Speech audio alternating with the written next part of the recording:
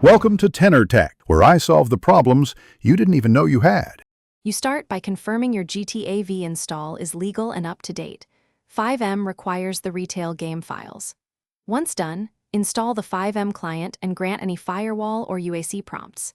Now you must point Fivem to the exact GTAV folder, open Fivem, go to Settings, and select the game directory.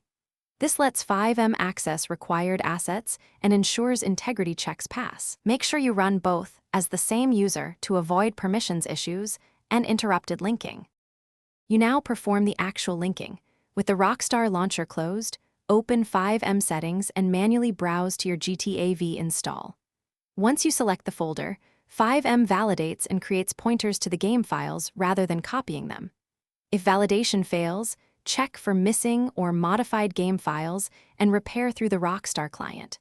Also make sure antivirus or cloud storage isn't locking files. These steps allow Fivem to reference the original game, keeping updates centralized and minimizing. You finish by launching Fivem and confirming it loads into the multiplayer client using your linked GTA files.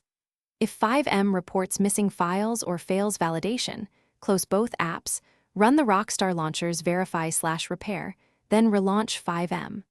Also try running Fivem and GTA as administrator to resolve permission errors. If problems persist, temporarily disable antivirus or cloud sync that might change files. One key troubleshooting tip: reselect the GTA folder in Fivem settings.